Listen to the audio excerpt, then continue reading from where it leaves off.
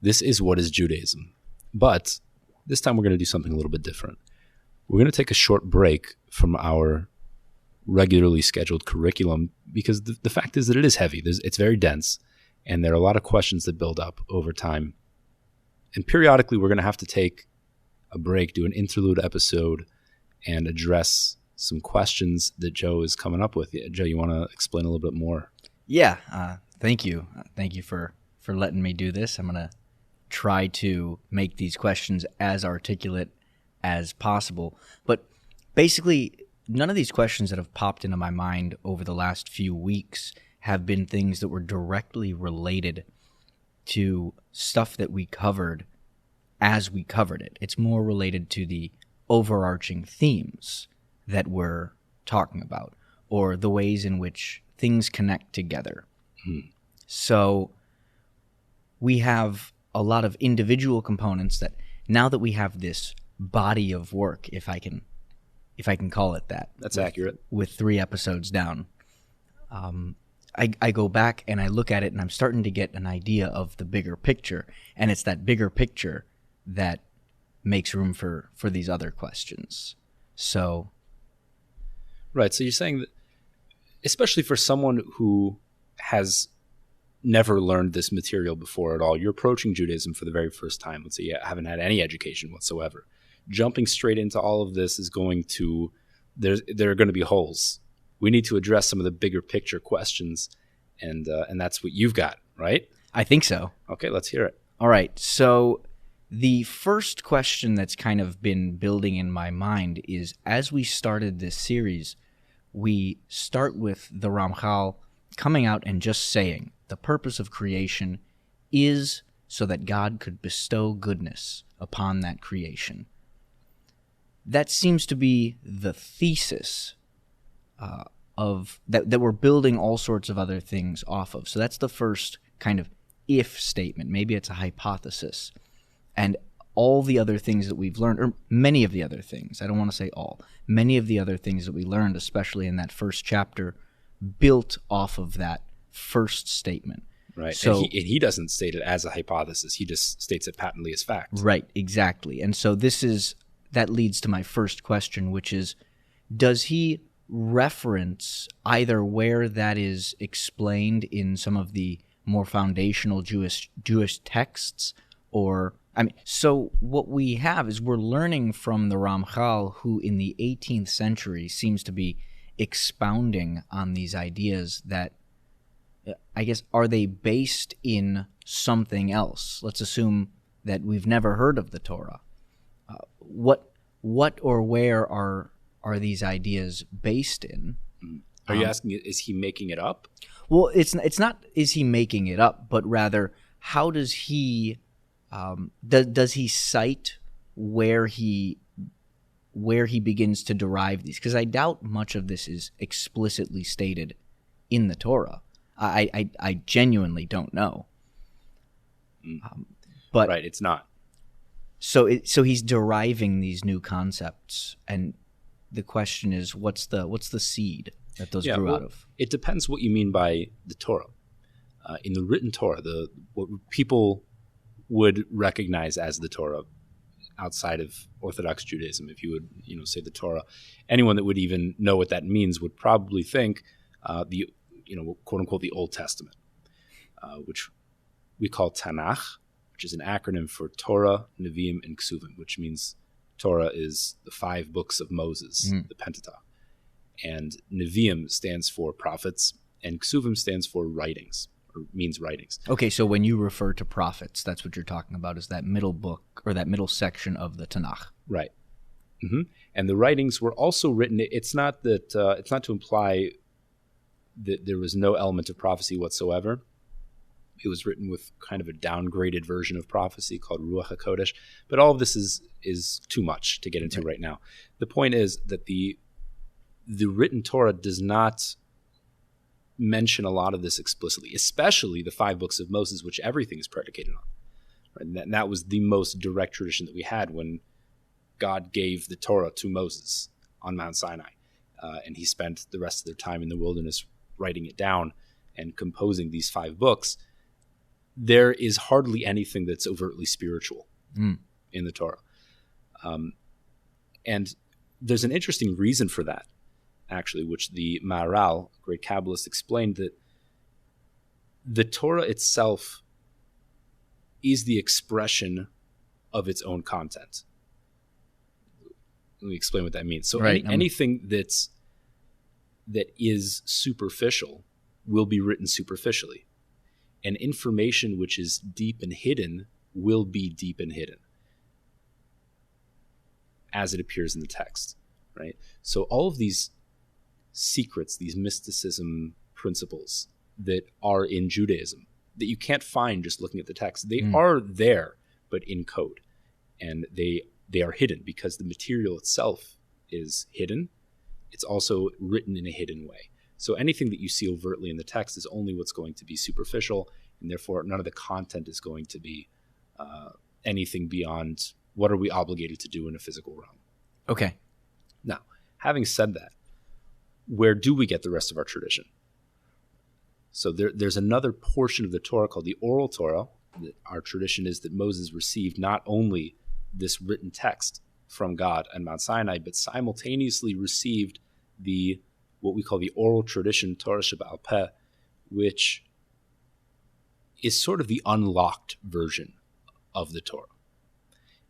If I could give a crude analogy, it's kind of like if you would have a computer program and there are two ways to analyze the program, to look at the program. You could look at the code, not only the source code that a programmer wrote, but what that source code gets translated into by the computer in terms of machine code and binary. If you would look at that, that's the real code that the machine is interpreting. Yeah. That's like the written Torah. So if you would look at that, all you see is zeros and ones. It's meaningless to you. You would have the amount of understanding you would have to have of that machine language is inconceivable to practically understand what this program is doing. So that would be like the written Torah. It's just code. And trying to decipher that without outside knowledge would be impossible. Practically impossible. The miracle is that it also appears superficially as a narrative. And that layer We're talking is about the also Torah. true. The Torah, the written Torah, right? That superficial layer is also true. But one should not think that that's all it is. It's not a history book. It's not a narrative. It's comprised of combinations of divine names that's code for the secrets of all spirituality and creation. The unlocked version of that, if you could instead put away the machine code in the analogy, right, and open the program, and you can actually see how the program operates. Or I guess maybe the program is reality, right, as it's running in the analogy. But if you could look at, let's say, the source code, the JavaScript or, whatever it is, and see how it's structured and understand how it's encoded. That's the oral Torah. It's an unpacked version if you have the keys. And so that was left away as a tradition that was meant to remain purely through oral tradition from master to disciple. And some of it is meant to be exposed to the entire nation of the Jewish people, like the practical laws that we need to know, and some elements of basic philosophy that we need to believe in and we need to know in order to operate and accomplish our goals. And some of it is the hidden, mystical, deeper knowledge, and that was restricted to very select individuals that were capable of receiving that information, and not just information, but receiving that, having that connection to that level of truth.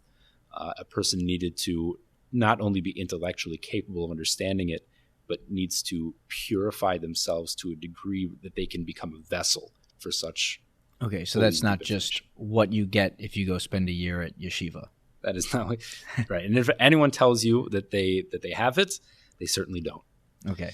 So in the analogy, we have an expert explaining to us not just how the source code works, but actually how the program operates. And that is the analogy for the relationship between the oral Torah and the written Torah. The oral Torah having been passed down orally all this time? Sort of. Some of it, yes. And there was a certain point in history where a large portion of it was codified. That happened around the 3rd century. and it's called the Mishnah, where Rabbi Yehuda HaNasi, who sometimes in English we call him Judah the Prince. Judah the Prince. Right. He was the leader of the Jewish people in his time, and there was a tremendous amount of oppression from the Roman government against the Jewish people, and they were not just oppressing the people, but trying to eliminate Judaism as a religion. And therefore they were tracking down scholars, rabbis, these masters, and just executing them for the crime of teaching Torah. And because of this, the entire integrity of the oral Torah was at stake, because if we lose the people that are carrying the tradition, then the whole Torah becomes lost. So ideally, the oral Torah was meant to be kept strictly oral, just passed down from master to student in a very organic way. But there came a point where the danger of losing it altogether became greater than the danger of writing it down. And so Rabbi Yehuda HaNasi made the executive decision. In fact, he derived this from a principle in the Torah that says that there is a time to defile the Torah for your sake.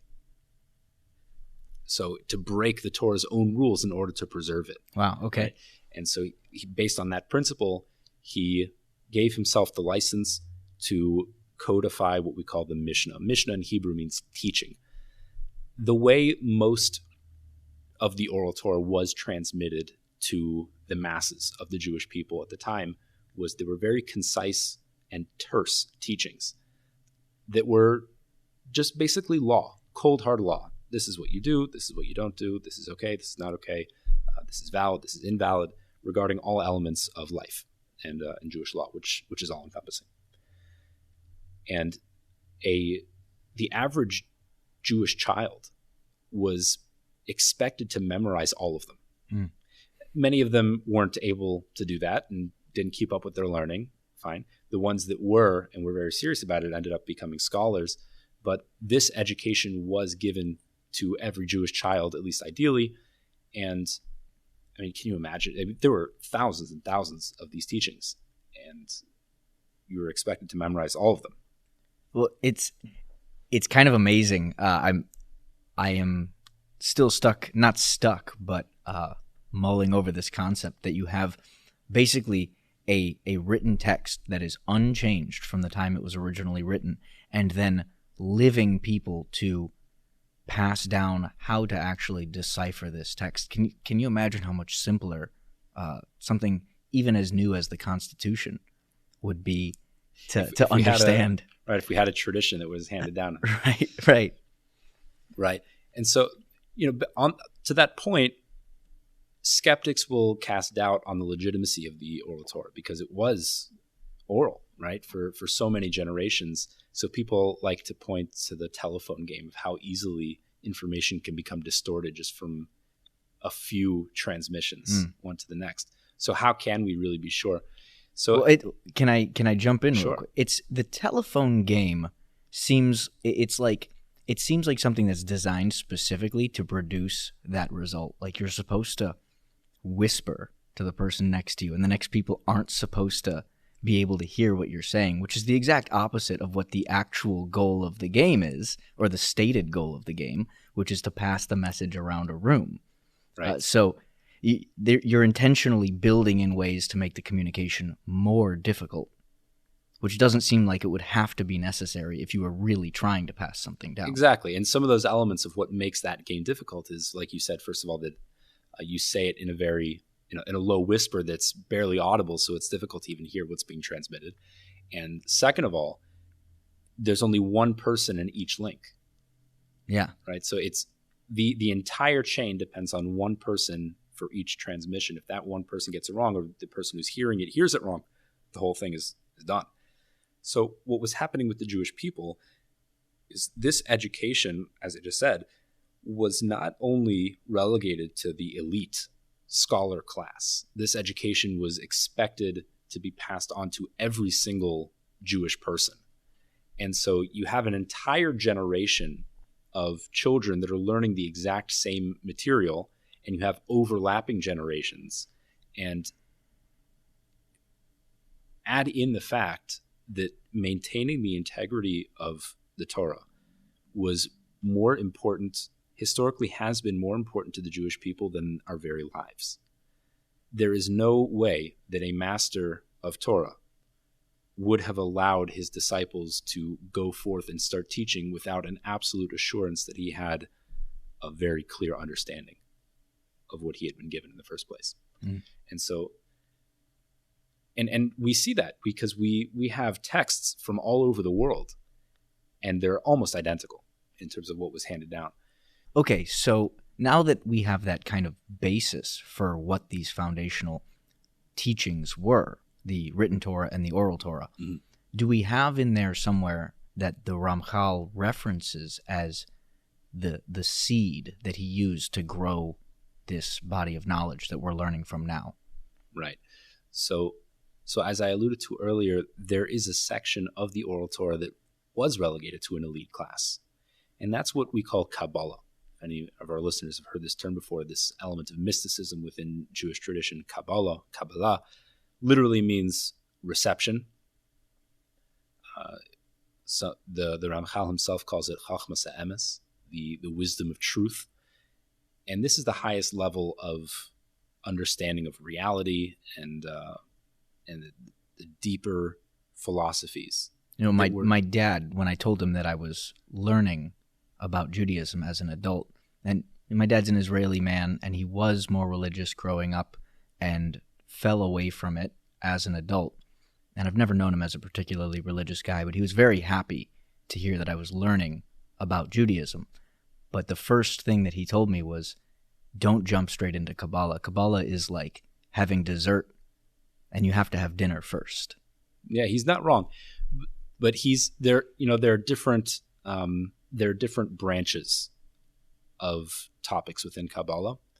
And what most people think of when they think of Kabbalah is all of these esoteric systems for how the higher realms are constructed and how energies pass from one level to the next, and all these things.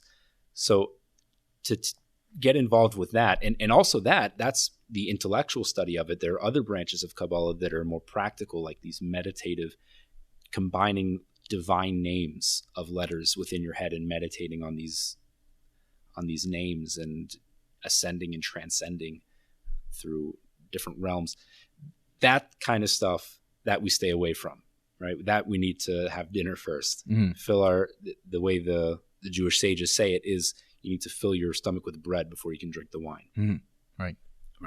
So what we're dealing with here is technically Kabbalah, what the Ramchal is presenting to us, which is getting back to answering your question.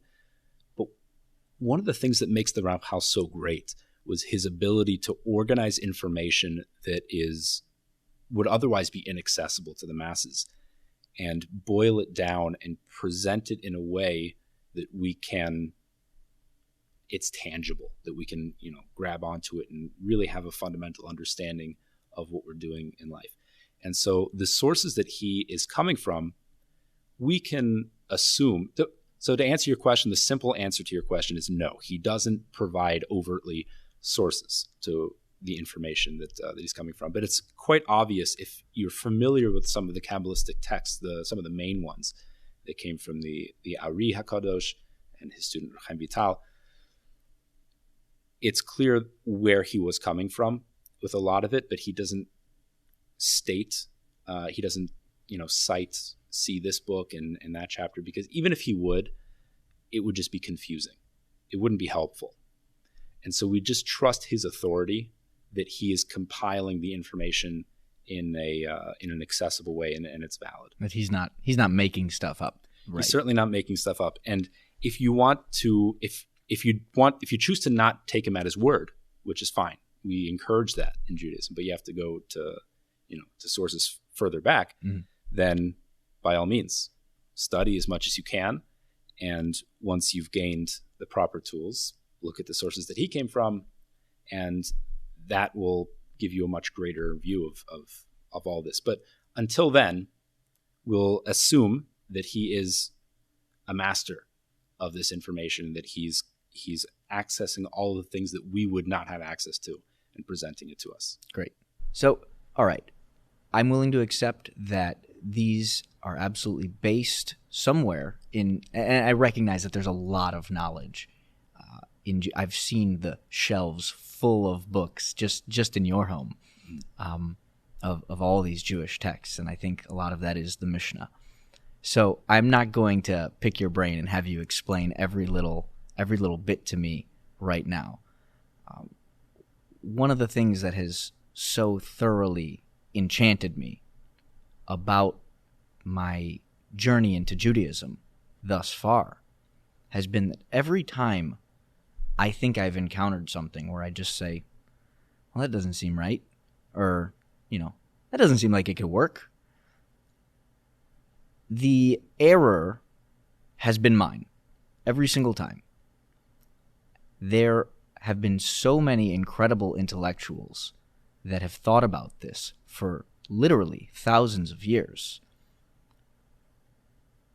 that if something seems on its surface difficult to swallow, it's because I'm only seeing the surface, and there's probably a lot more information that I just don't have. So that's been my approach when I hear something that to me is,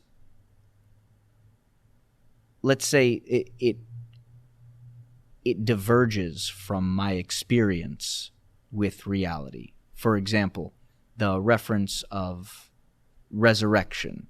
We're talking about literal resurrection, and I've approached the Torah, or I did previously approach the Torah, as something with a lot of real good parables in it, something where you can gain a lot of wisdom from what was written down, because, man, the first people to write things down created this masterpiece that has survived this long. There must be some good stuff in there. Right, there's something to it, but to take it at its face and to say that it's literally true would be absurd. Well, and that's kind of where some of the I would say skepticism comes into place. Again, we've talked about this before, where I don't have even the slightest bit of doubt that there is a God who created us for a purpose, and that God is good. The rest are things where I'm learning. I'm trying to learn how to approach some of these things that, with a scientific education, just seem a little bit more difficult. Sure. Yeah, I think I get what you're saying. It's like this. You have an engineering background, right? I don't. So let's say you're working on a problem, and I'm looking at your work, and this doesn't make sense at all. And I say, hey, I think you made a mistake here, Joe. And I would suggest something else that seems to you to be ridiculous. Mm-hmm. I mean, how would you respond to that? I would probably, I like to think that I would respond in a kind of teaching way. Maybe I'd ask you some questions and say, well, explain to me how this might work. In reality, the assumption is that I'm an idiot. Right. In reality, I think I would probably treat you as such as well at that point. Now, what if that same suggestion that appeared so absurd to you didn't come from me, but rather it came from a professor at Caltech? I would take a little bit more time to check my work. Exactly, right? This person, he's clearly not a fool. The fact that this appears absurd to you, in the one instance where it came from me, you immediately dismiss it. What I said does not make sense. You made that judgment call. And yet, if the same suggestion would come from someone of a higher authority, and it still doesn't make sense to you, so you wouldn't immediately dismiss it. You don't say, this doesn't make sense. You might say, this doesn't make sense to me. This doesn't add up. Maybe there's something more to it. Right. And so when we come to the Torah, and we inevitably have this experience where the Torah will be teaching us something, let's say it's a moral lesson that we find objectionable, or it's in your example, some fantastic, miraculous experience that occurred, and we see that as absurd. We have two options. We can either dismiss it as being either untrue or, like you said, maybe just a parable. Mm-hmm. Or the alternative is, as you mentioned, maybe this doesn't make sense to me, but that's a fault in me. That's because, a lack of my understanding. So is that your general philosophy when approaching new things? Because I know you began your journey. I think you said you were around 20 years old.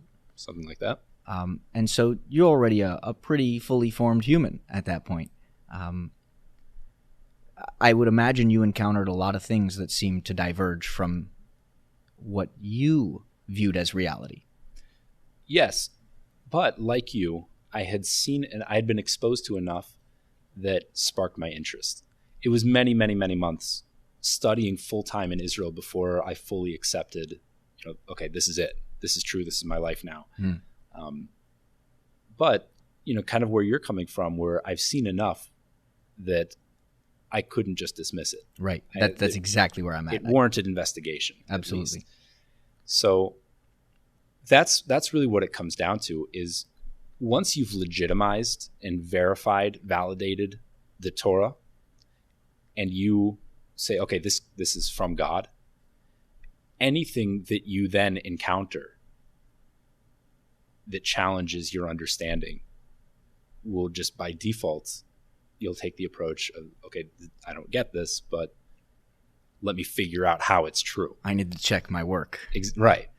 So that's the general approach. And the requirement is, and this requires A, humility, and B, faith, right, that this is true. It is difficult to prove to someone or to try to convince someone that doesn't already believe in the validity of the Torah, that these events truly occurred, or really anything that doesn't make sense to them, because they're always going to fall back on, well, maybe I'm right and this is wrong. Yeah, there's people who know me will know that I kind of routinely invoke relativity theory in all sorts of analogies because I think it's beautiful. I think it's wonderful. Yeah, it's a big hit at parties, I bet. Oh yeah, everyone loves it. I'm off in the corner just explaining this to to the lamp. Right, exactly. But it's not because I understand relativity theory so well. It's pretty complex stuff. But I've read a fair bit about Einstein, and I had a physics professor who was willing to humor me with all my questions, and I'd go to his office hours, and he would try to explain this stuff to me. And the history of it is fascinating. I mean, Einstein, now he's a household name for a reason. He fundamentally altered how we perceived reality. And I mean, that is absolutely not overstated. The idea that you are an object, you are a four-dimensional object, moving through space-time at the speed of light, constantly. You cannot alter that. That was his hypothesis, and to this day it has failed to be disproven. There's a million different ways that science has tried to disprove it. That's the process of doing science. But eventually, and this was fortunately within Einstein's lifetime, it was accepted as theory. And, it's never going to be fact, quote unquote, because science doesn't prove things. Proof is relegated to mathematics and the courtroom, and that's it. But it was elevated to the realm of theory, where we accept now that the physical world is 3 dimensions that you and I can walk through, and 1 dimension that we have absolutely no control over, but that we are in fact moving through. So that to me seems like an example of all the ways in which our perception, when we rely on our perception, if you'd asked someone in 1915, they would have said unequivocally, there's 3 physical dimensions. That's it. Time is some other concept. And now you can get a college, just an undergraduate degree, and gain enough of an understanding of how, no, we have a ton of evidence to suggest that that's not the case. So we always have to be open to a paradigm shift. Right. So, okay, I think that we have a way to go forward with skepticism that still allows us to continue learning and hopefully eventually come to the right conclusions. Right. So I should point out that within the Jewish framework, within Jewish philosophy, skepticism is encouraged with an asterisk. I mean, to challenge the basic principles, that you can't do, because that would undermine the integrity of everything. It would undermine your whole principle of being able to learn new things about it, because if you could challenge the fundamental principles, so then who says that any of it's true in the first place, and therefore you'll just drop it. So there is a certain amount of faith that is required. The skepticism that's encouraged is kind of like a false skepticism that assume for the sake of argument that it's not true, so that you can challenge it for the express purpose of understanding it on a deeper level. Right. Okay. I think that's totally fair. We are actually, and this doesn't exactly fit the scientific method, but not everything has to. Science and expressly religion, they're not necessarily at odds with each other, but they just are dealing with different things. You can't approach both of them with the same mindset. So I understand if we're looking for ways to understand how this might be true, that's cool. I think that makes a lot of sense. Okay, so now having said that, why don't you give a few examples of things that you found troublesome? Troublesome might not be the best word. The very first thing that I found troublesome was actually outside of this course. I'm using the word troublesome, but it was just the first thing that I kind of was surprised at, and that was the idea that the Torah was not written by Moses. It was penned by Moses and written by God. That gave me pause. And the more I've learned, and forgive me, I've had to learn some things outside of the podcast as well. I forgive you. All right. The more I've learned, the more that seems not just reasonable, but true. And with that as a foundation, most of the other stuff can at some point fit into there. Part of the difficulty, and this leads to the third question, actually. So we have this idea that everyone's heard, which is, 2 Jews, 3 opinions. So we recognize that there is room within Judaism to disagree, and there are certainly branches. I'm not going to name any specifically, but, like how I was raised in what I consider diet Judaism. And it's not really a full philosophy. But so there's disagreement all over the place. At what point is it disagreements in interpretation within Judaism, and how do you know at which point you have diverged outside of Judaism? Okay, that's a fair question. Because you're right. There is a concept called machlokas, dispute, disagreement among the sages. And this is it's a difficult concept to grasp, and there are many levels of it. It might be a little bit beyond our scope for right now. I think this one question is worthy of an entire episode that maybe we can do at a different time. In a nutshell, the basic fundamental principles are never challenged. So when you do find a dispute among these legitimate sources, it's not going to be about fundamental beliefs. Those are uniform for the most part. And if there is a dispute about them, it's going to be some detail which the main point is the same, and it's a slight shift in perspective. Mm-hmm.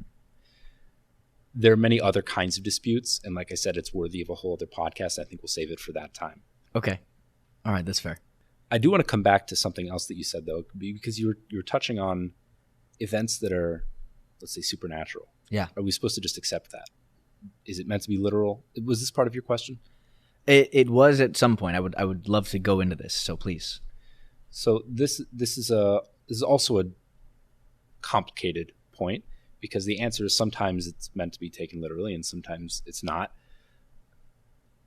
Let's take what's in the written Torah, for example. Yeah. One of the big things that a lot of people have trouble with is the whole Genesis narrative. So let's put that on the side for just 1 second, and we'll come back to it. I was going to ask if we could come back to it because, Of course we will. Yeah, no, that's the point.